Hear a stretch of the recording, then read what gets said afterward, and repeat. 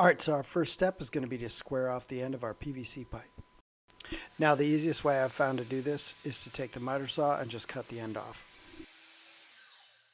Now of course if you don't have a miter saw available, you can always use a sawzall or a hacksaw.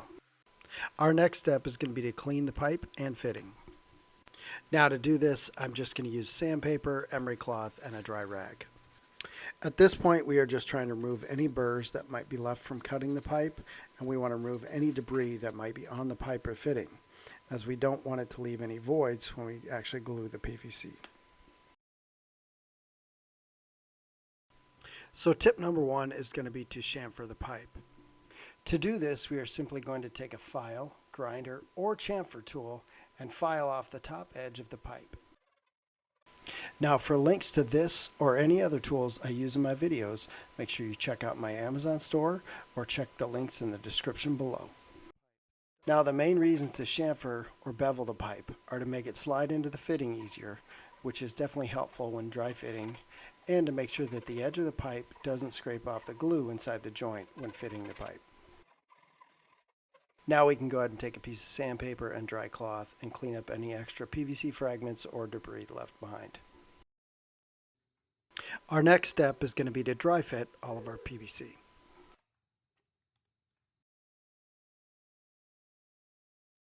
The next tip is to mark your PVC when dry fitting. Doing this will make lining up your fittings much easier when you finally go to glue them. This will also give you an idea of how far in on the PVC the primer and glue should go. The next step is going to be to apply the primer.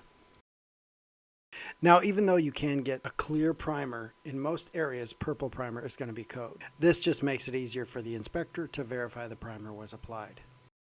Now when applying the primer, you should start with the inside of the fitting and then move to the outside of the pipe. Now you want to apply an even coat throughout the inside of the pipe with no puddles. A good way to determine how much primer to apply is to put it on thick enough that the lettering on the PVC disappears.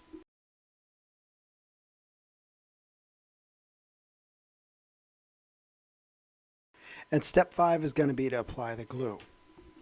Now there are a couple things you want to remember when applying the glue.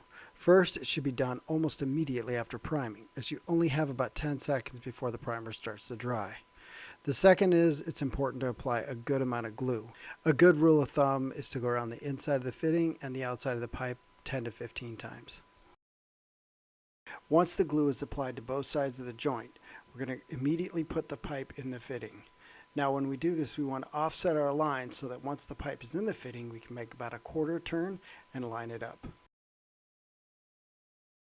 Then we want to hold our fitting tight for about 30 seconds. If you don't, it will try to push out on you. Now, if you've already glued your PVC fittings together and it just didn't go as you had planned, make sure you check out my video on how to remove glued PVC, which I will link to at the end of the video and down in the description below. Alright guys, thanks for watching. As always, if you found this video helpful, make sure you like and subscribe.